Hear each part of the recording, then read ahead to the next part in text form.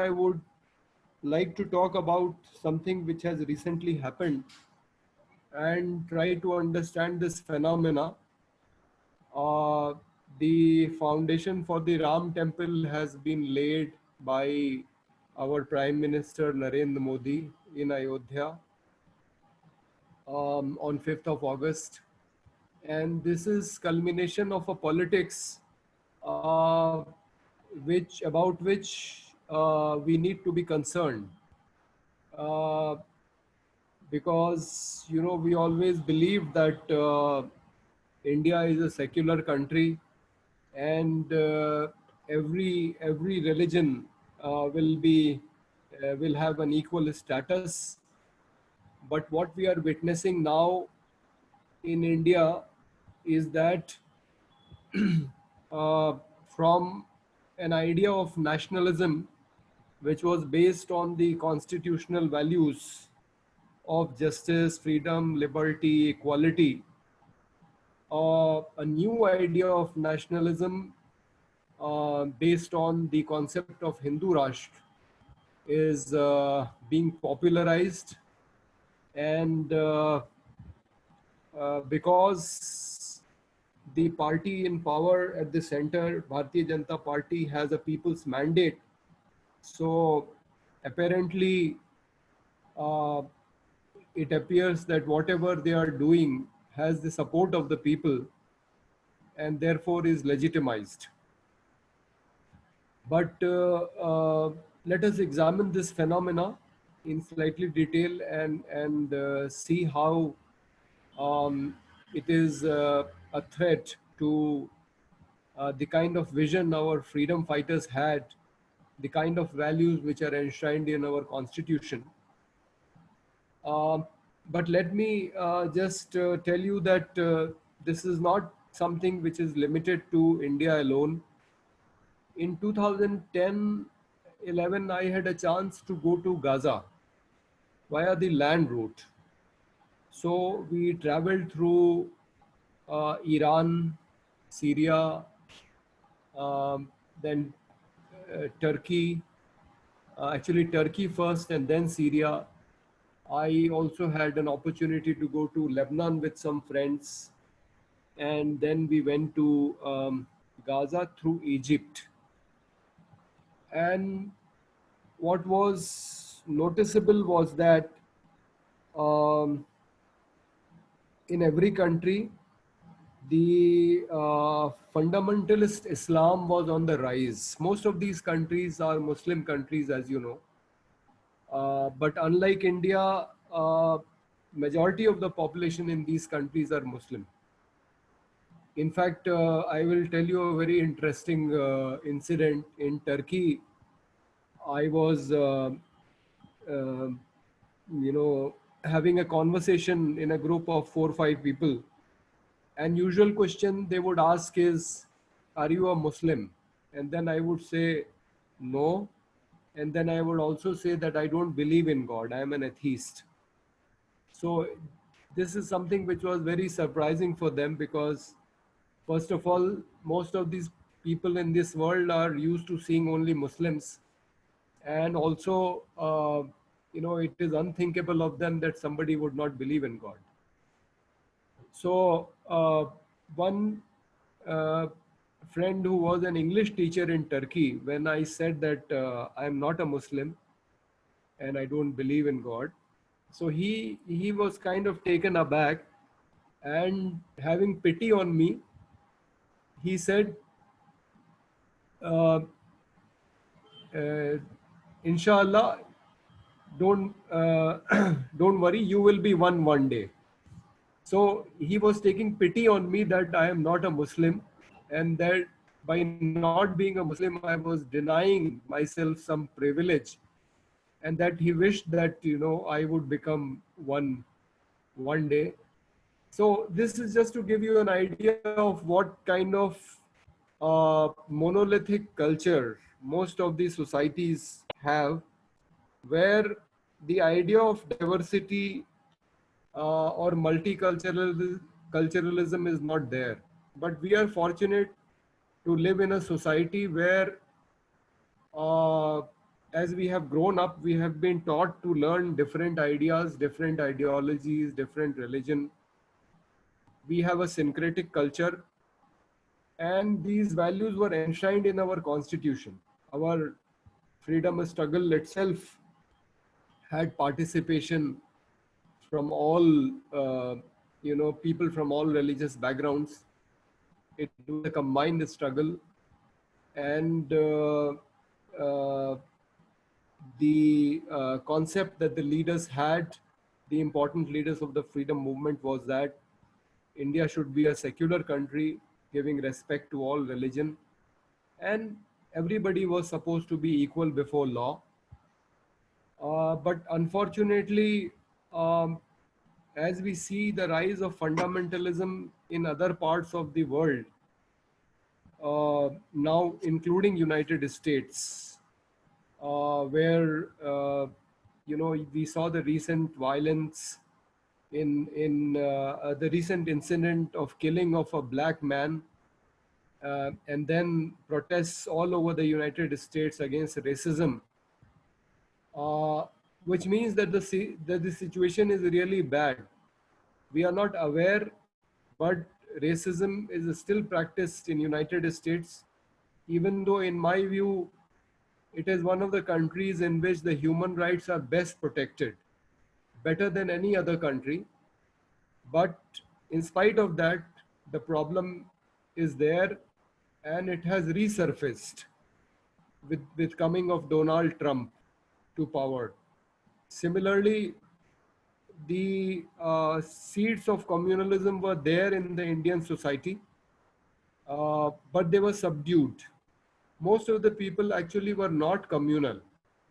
The percentage of people who were communal was very little. But what has happened is, since this Ram Mandir movement, there has been a polarization. Now, what I want to highlight is that whether it is the case of demolishing Babri Masjid and building a Ram temple in Ayodhya, or the case of Hagia Sophia, uh, museum, which was recently converted into a mosque. It was first uh, a cathedral, then it became a mosque, and then there was a secular leader in Turkey, Kemal Ataturk, who converted into a museum, and now the present ruler Erdogan, because he did not start out as a fundamentalist, but now he is also giving in to the idea of fundamentalist Islam, and again for the same reason that Narendra Modi or Donald Trump, are subscribed to the right-wing ideology, because it helps these leaders mobilize their votes. Now the tricky part is that uh, you are able to mobilize the votes only of the majority population, uh, and that is a strategy that you play to the sentiments of the majority, you mobilize their votes, and you come to power. But then this happens at a great cost, because then you marginalize, you alienate the minorities. And this can be very well understood that in a society where everybody doesn't feel equal, or there is a section, minority section, which feels discriminated, then there will always be discontent, which is witnessed in the form of anti-racism protests in the United States, and also before that in the Anti-Citizenship Amendment Act and National Register of Citizens protests in India, where a large number of Muslim, especially women, came out on the street, and they opposed the government's effort to bring this law. So a section of society, will always uh, be opposed to the government, and will give expression to their discontent in one form or the other, the society can never be at peace, can never live in harmony with each other, people of different religion and different ideologies. And therefore, this idea of politics, right wing politics, trying to mobilize people's votes based on religious sentiments or some sectarian idea, like the idea of racism, um, is is overall, detrimental to the interests of the larger society. Now, what we need to understand is that, and this is from the point of view, because all of you are very enlightened citizens of society and very conscious citizens. So we seem to be losing this battle in India of secularism, and therefore it is very important to take this message to people that the whole idea of religion. In fact, I have given a video to Hemant. We should watch it at some point. It is by an IPS officer of Uttar Pradesh, Shailjakant Mishra, who essentially says that all the different religions propagate the same ideas. They talk about one God, and that God is omnipresent. It is not that, the Hindu God is there only in temple, or Allah is there only in masjid, or Jesus Christ is there only in the church. Um, so the idea of God is the same in every religion. God is believed to be present everywhere in everything. But then the people who use religion for sectarian politics, they they use it as an instrument of conflict.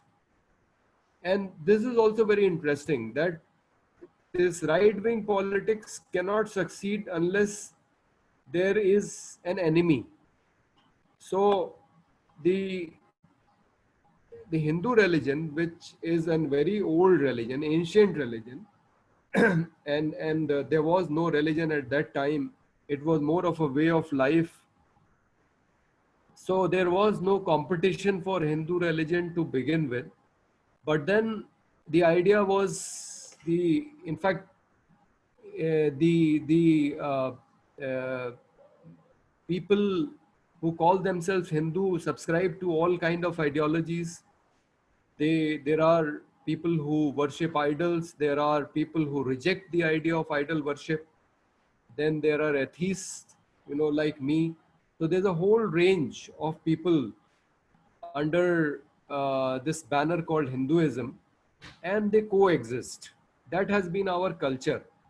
And I believe that is the reason why Hinduism has survived in India, even though there have been different, aggressors coming to India from time to time, subscribing to different ideologies and religion. But unlike, Philippines, where the entire country became Christian, or the Arab countries which I was talking about, most of them who converted to Islam, it that kind of thing did not happen in India. The entire country did not, become the follower of one religion, because I believe the diversity and the flexibility in Hindu religion was such that it was accommodative. It would accommodate other ideas. So when the other religion came, it tried to make adjustments with them, rather than, you know the society as a whole converting to other religion. So that is the reason why it has survived in India for such a long time, even though there have been various invasions. And it has developed a culture of coexistence. So we have people belonging to different religions living together as equal citizens in India, and that has been the general kind of practice, and the rulers have also respected the people of different religion, irrespective of whatever religion they subscribe to. Most of the times, there have been exceptions when rulers might have tried to impose their religion on people, but most of the times, people had the freedom to choose their religion. So, this kind of culture was prevalent in our country, but now the idea of Hindutva needs an enemy, because without enemy they cannot succeed. And this is very interesting, that if you remove Islam or Muslims, then the existence of Hindutva philosophy is in danger, because it survives only by propagating hatred. So it needs an enemy. And this is such a irony that for your own existence, you need the existence of enemy also. Now, this one fact should make it very clear that what they are doing in the name of Hindutva is not religion, because religion never needs an enemy. Religion is a positive idea. Religion tells you how to uh, to be happy, to live in harmony with other human beings, and with the rest of the nature. In fact, for most people, religion is a very personal thing, and they seek the patronage or the support of religion when they need some kind of emotional, some kind of spiritual support, when they are in some kind of trouble. That is when we seek the patronage of God. And uh, and spirituality is an idea which is supposed to be beneficial for all the religions in the world. They will propagate the same kind of message, that the human beings should live in harmony and peace with each other. So where did this idea of an assertive religion willing to take on another religion, where did it come from? And if you think about it, this is essentially a political idea. It is not the spiritual religious idea, and it has mainly been used by rulers, not by the common people. Yes, there are communal riots in which people will fight with each other. But as you know, that communal riots are also instigated by political people most of the times. And in every communal riot, you will hear stories of, for example, if you take the Indian context, then Hindus saving Muslims and Muslims saving Hindus, giving shelter in their homes. Every communal riot, you will also hear of incidents like this. So, which really means that this is not really, these are not really struggles between people subscribing to different religions. They are for some different motive. It might be for some political assertion. It might be to capture somebody's property or some such thing. You know. So, what I am essentially trying to say is that the basic idea of religion is of love, compassion, peace, harmony. It is supposed to give solace to people. It is supposed to give happiness to people, uh, and that is why people go to most religious places, or go to most of these religious people, uh, and that is what most of the religious people will preach. But then this idea of political religion, where first of all you need an enemy, and then you have to continuously spew hatred and some propaganda against your enemy. so that you can assert yourself and you use that to mobilize people. This is also there in the world, and we see it in different forms in different countries. So this, it is very unfortunate that leaving the basic idea of religion, of compassion, love, peace, harmony, uh, people are getting attracted to this political idea, and somehow they also support this political idea. Fortunately, it is not the majority of the people. If you think about it, the Bharatiya Janata Party got 39% votes in the last elections and 31% votes in the election before that, the Lok Sabha elections I am talking about. So which means still the majority of the population is not supporting their idea. It is just that the way the democracy is played out, if you can get the majority votes, you can win an election, even though it may be less than 50% votes. So by taking advantage of that kind of system, they have come to power. And same is true about all such leaders. I don't think Donald Trump has the support of more than 50% of the American society.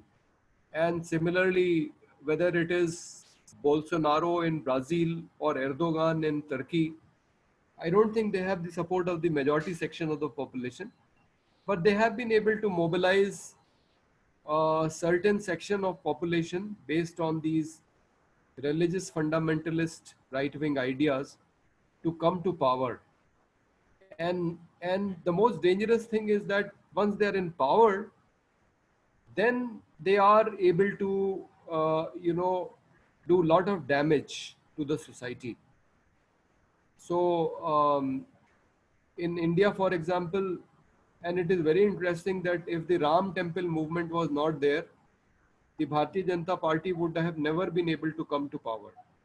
As you know, the Hindu people of the Hindutva ideology, or what we call Sangh Parivar, they did not participate in the freedom struggle.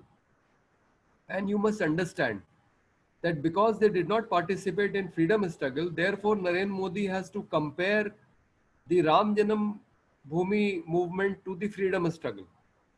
Whereas Ram Janam Bhoomi movement, the participation of the people was from a very limited kind of sectarian viewpoint, people subscribing to that kind of ideology. It was not a mass participation. People were mobilized.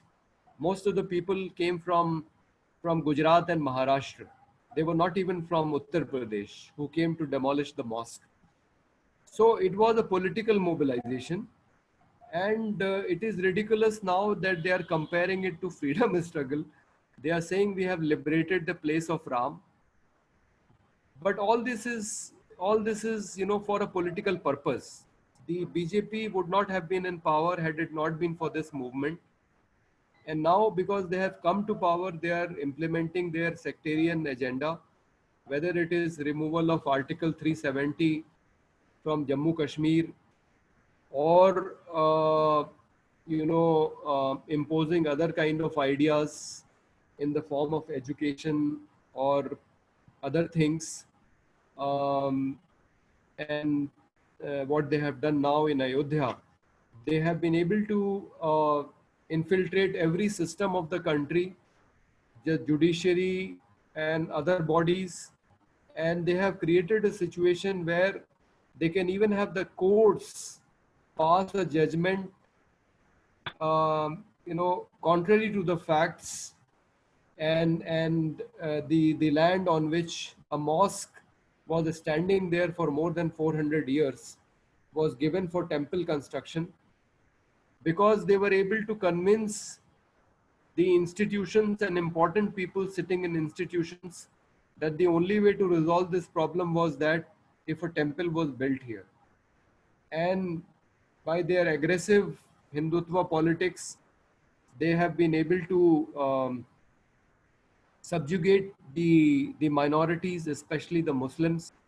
And they have conveyed a message that if Muslims have to live in this country, it has to be uh, under a rule in which, the idea of the Hindutva, the politics of Hindutva will be dominating, and everybody has to now kind of uh, agree to this concept of politics. So this is very sad state of affairs because it threatens the values of justice, peace, equality, liberty, which were there in our country.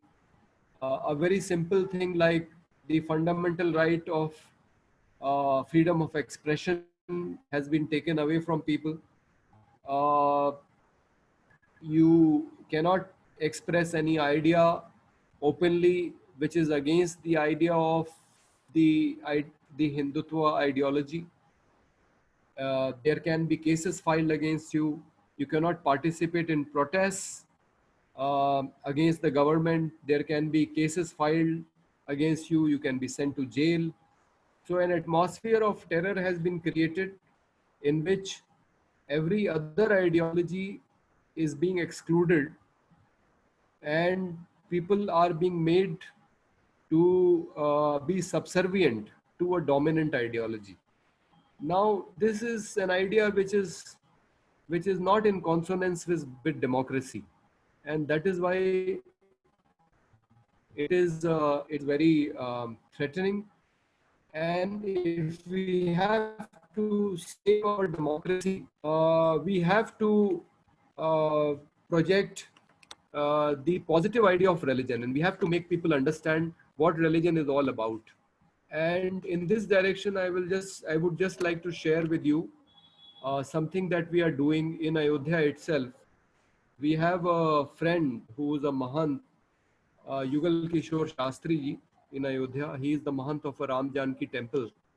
He was initially with the RSS, but when he realized the not only the communal but also the casteist politics of RSS, and what the incident which happened which made him leave RSS was there was this sant who was giving a pravachan on Ramayan and narrating the incident of Shabri feeding the bear to Ram, how she would taste every bear and then give it to Ram to ensure that the bear was sweet.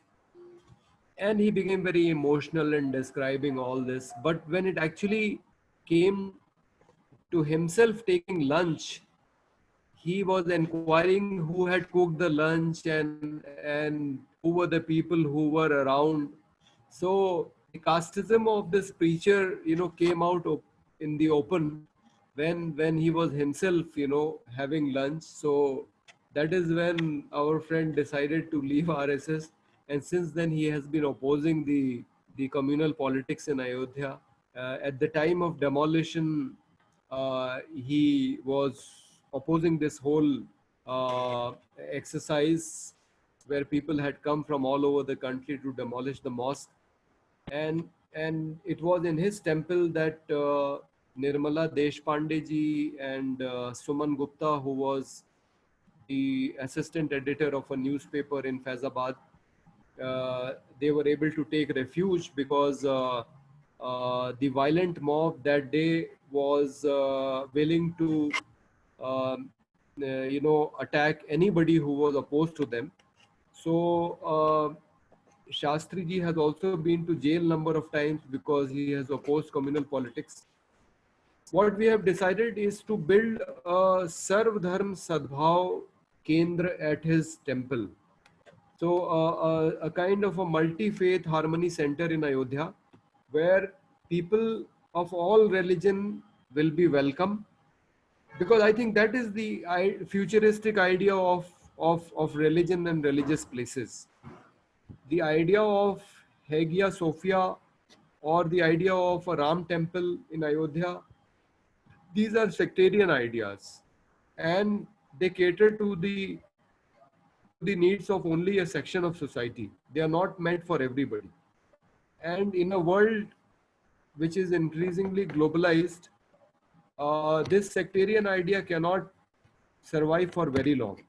Ultimately, we will need uh, an idea in a world where everybody's human rights are respected, and I think we are moving in that direction where the idea of human rights for all and everybody is treated equally is the generally acceptable idea.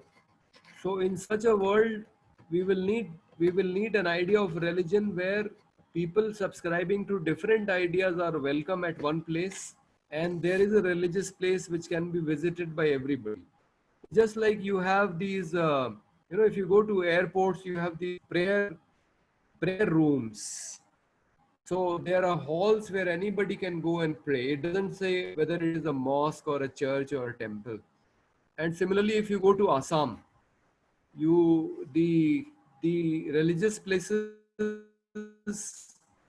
are the namghars are just simple halls, no statue, no symbolism. So you are just supposed to go into this hall and pray. So I think the future idea of religion will be such that even people belonging to different religions are able to assemble at one place and pray to different gods in different manners. So this is the idea that we have for our multi-faith harmony center in Ayodhya, and a trust has been formed called the Sarv Sadbhav Trust, in which Jugal Kishore Shastri is there, and then my friend Faisal Khan, who has revived the Khudai Khidmatgar organization in Delhi.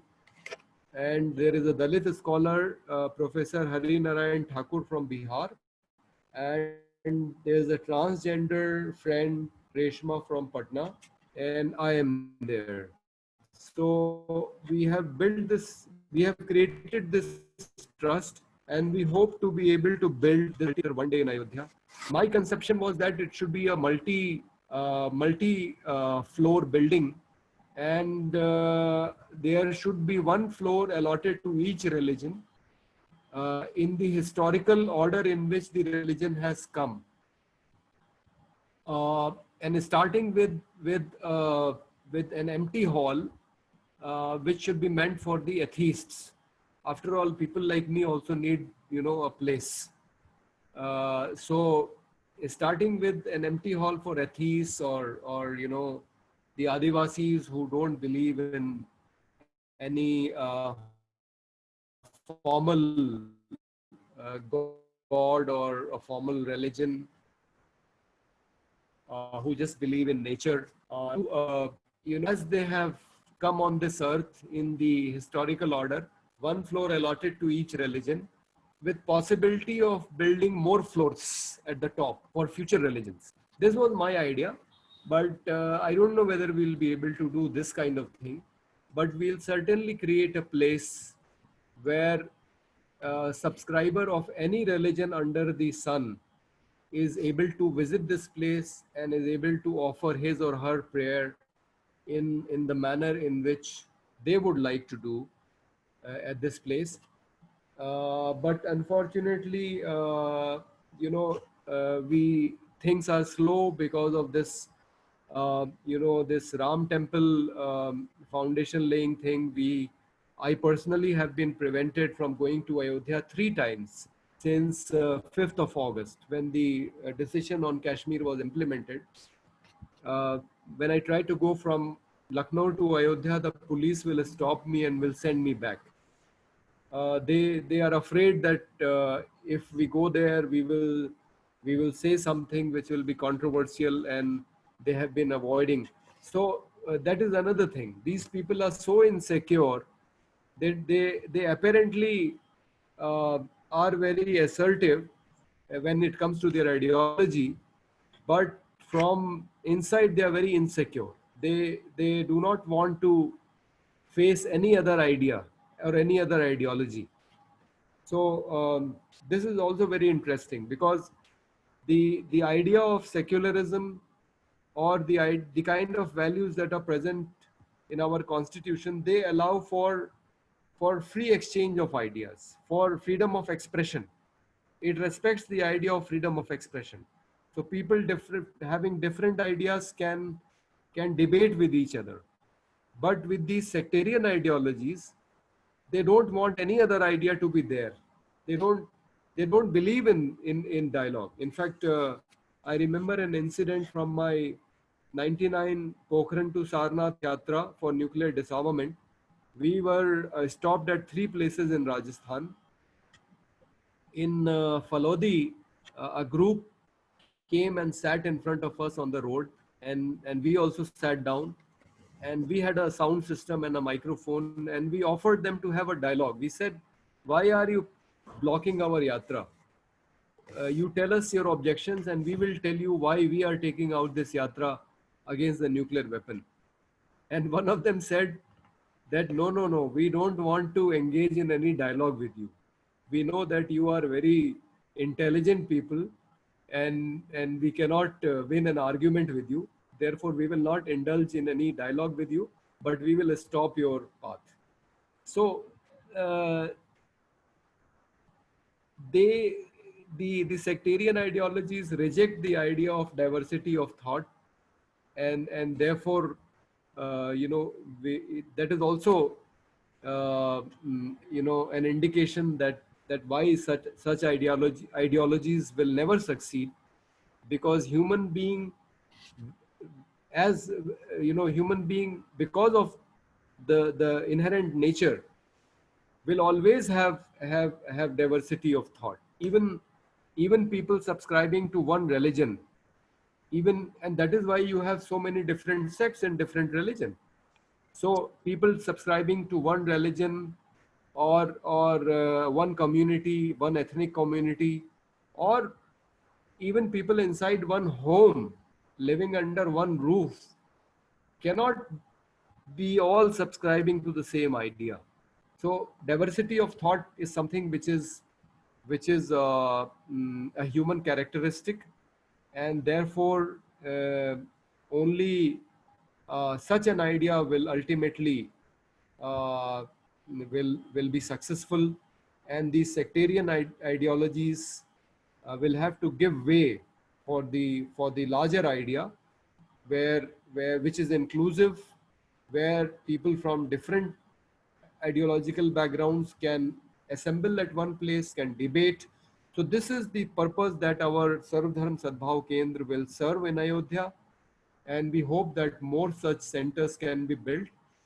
So long as we are not able to build the center in Ayodhya, because we are not being allowed to open a bank account as yet, what we have done is we have started a langar at this temple in Ayodhya.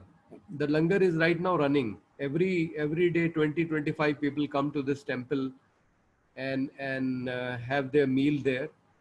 And the reason why we have started langar is because in gurdwaras, as you know, langar is an idea which has come from gurdwaras, and the idea of langar uh, was, I think, established for two reasons. First of all, so that people belonging to different castes, as you know, in Gurdwara, anybody can go. Anybody belonging to any religion or caste can go. So the idea was, first of all, to have different people from different castes sit together and eat, because still in Hindu religion, people belonging to different castes will not sit together, especially in rural areas when they are eating. And uh, so the practice of untouchability is there.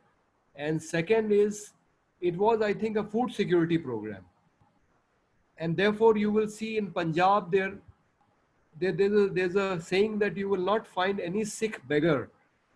So I think that is the reason why you will not find any Sikh as a beggar, is because these gurdwaras run langar programs.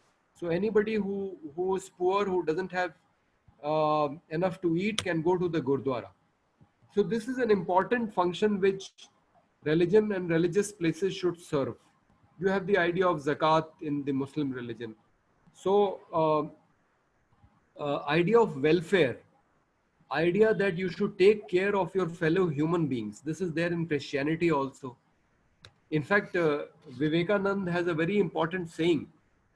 He says a true Indian is one who can understand the depth of Vedanta, who is brave like the followers of Islam.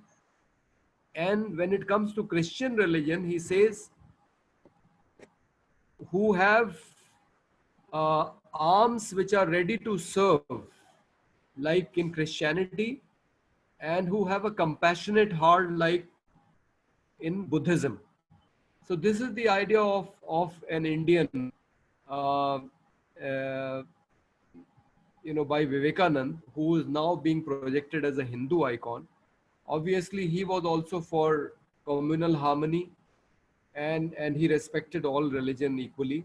So we have started this langar program because we think that is the most useful service that a religious place or a religion can do, and that is the welfare of people.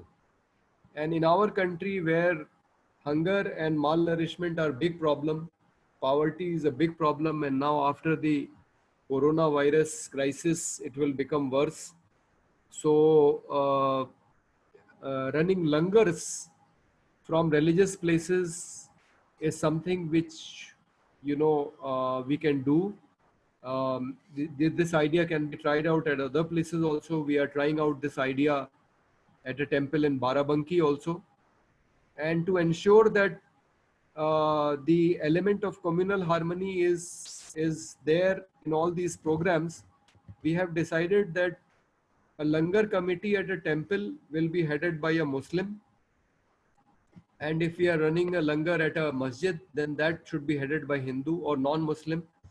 So, so that people of different religion and different castes. So our langar committee in Ayodhya also has some Dalits. So people belonging to different caste and religious communities will be part of these langar committees, which will run langars from religious places. I had suggested this to Pranab Mukherjee when he was the finance minister. I told him that the public distribution system in India can never take care of the problem of malnourishment and hunger. And therefore, you should have this idea of langar made compulsory for all religious places, just like the gurdwaras. So every temple, mosque, and church should also have a langar program. Uh, mm, but he uh, he did not take my idea in a very positive manner, and or he thought that it was beyond the jurisdiction of the government. But I think this is what the citizens can try if it cannot be done by the government. So this is what we have started. So an idea of religion which is all encompassing, and which considers the welfare of the people. Which the welfare of the people is at the center of the religion or the religious place, is something which we should promote, so that there is general communal harmony in society, and we can strengthen the culture of our country, especially where people belonging to different religions, castes, and subscribing to different ideologies have been living together peacefully. They are still together. Recently, we have written an article on Indian Cultural Forum, where we have shown how during the relief work in the coronavirus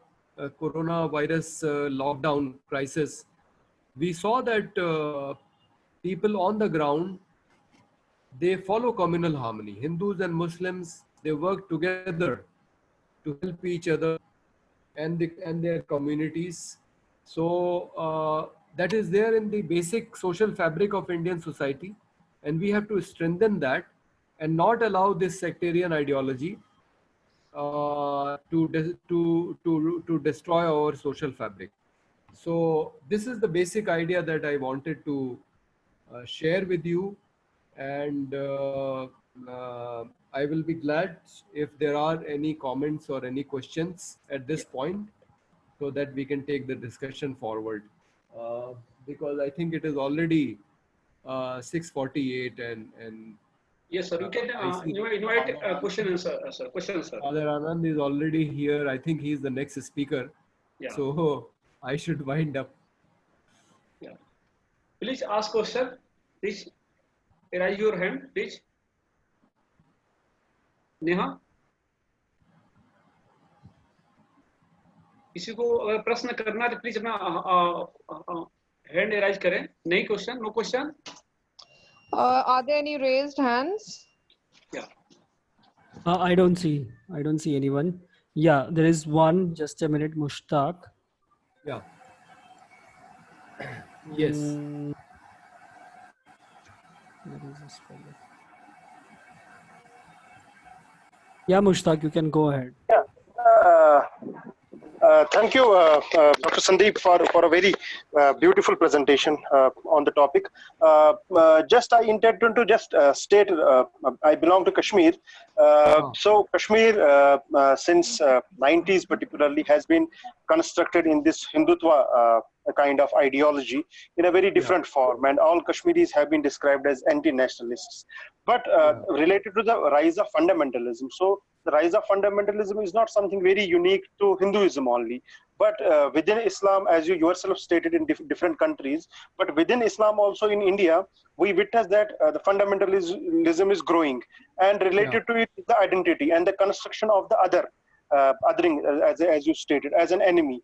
So I think this problem persists across the faiths. So what are the steps that we can inculcate, particularly among the youth, so that they can overcome this fundamentalist challenge of being radicalized, of being fundamentals, or then later on also resort into violence as a solution for their rights or whatever. That's my question. Yeah. So I'm glad that you asked that question. This is a very important question: how to prevent these fundamentalist groups from succeeding. And as you said, there are fundamentalist groups in all religion. So I think the only way to prevent them from being successful is, in all our activities, we should make a special attempt to ensure that there are people from different religious and caste and class backgrounds and gender also, working together. So I will give you the example of Faisal Khan, who has revived Khudai Khidmatgar, the organization which was headed by Khan Abdul Ghaffar Khan or Basha Khan or Frontier Gandhi. And Faisal has ensured that there are people from all religion in his organization. In fact, he has said that at least 40% of the members of Khudai Khidmatgar should be non-Muslims.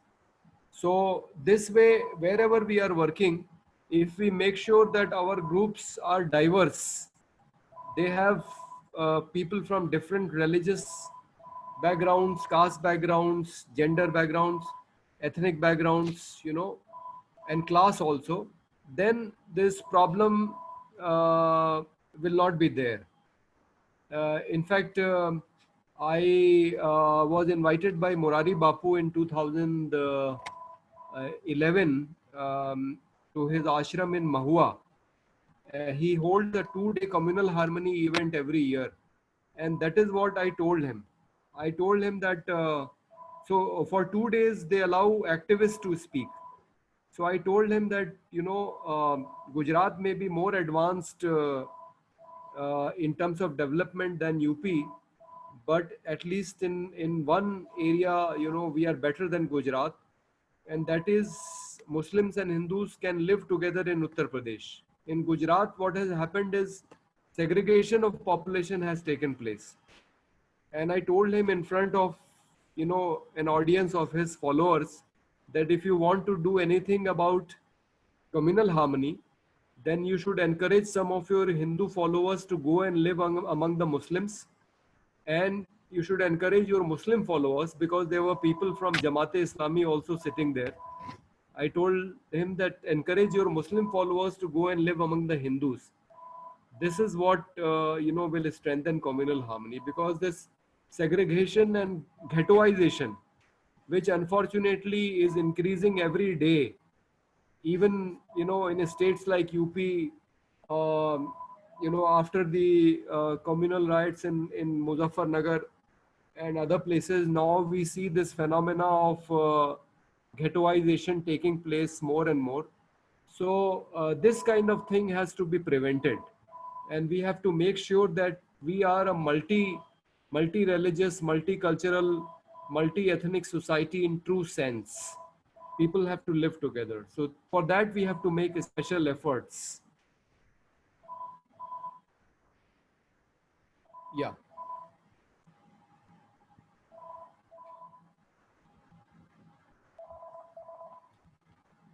Any other question? Is there any other question? There is one question from Seema Sharma. She's Yeah. asked, like religion has been used as an instrument of conflict. Can religion also play as a positive role in peace building? Ji Anand ji.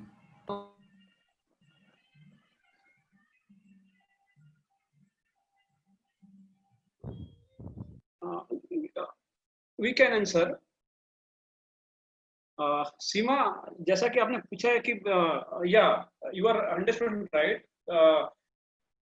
Religion का जो स्थापना हुआ है वो peace building के लिए ही हुआ है, ठीक है। संदीप सर, हाँ बताइए। एक क्वेश्चन आया हुआ है कि just Suraj, can you repeat question again? Yes. Yeah, please.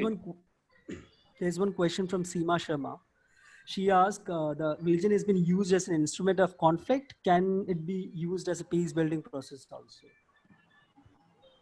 I can't hear. You have to speak slightly louder. Hello. Yeah. Yeah. So Seema Sharma is asking, religion has been Yeah. used as an instrument of conflict. Can it be used as a in a positive role for peace building process? Yeah. So that I think that is what I was trying to say. Convey in my entire talk, that religion is being used by fundamentalist forces for divisive politics, and we have to use religion uh, so that we can strengthen communal harmony. And as an example, I gave uh, the idea of building a multi-faith harmony center in Ayodhya and running the Langar program, uh, where the Langar committee has people from different religion and caste backgrounds. So Okay. religion can definitely play a positive role. And my friend Faisal Khan has also shown that religion can be used in a positive manner to bring people together. I think Bharat Bhatt ji is raising his hand for some time. Please give Bharat Bhatt ji a chance to speak. Yeah, just a minute. Can you hear me? Yes, Yeah, yes. I can hear you. Yeah. Okay. All right. Now, Mr. Professor Sandeep Pandey, thanks for the lucid lecture. I would like to know, while attempting on the idea of having a hall, common hall for the followers of the diverse faiths, Yeah. for prayers or whatever worship that they may like to perform. Could you check out on the experience of the Baha'i places where similar facilities are given? Yeah. You are right. See, because Baha'i religion is a very recent religion, so it is very natural that it will have that kind of idea. And you are right. That is the idea which is the future of religion. So I am sorry, I have not looked at Baha'i religion very carefully, but now that you say, I will try to see what kind of practices they follow. No. My specific question is that if you, I mean, the Baha'i establishments or institutions have such halls or Yeah.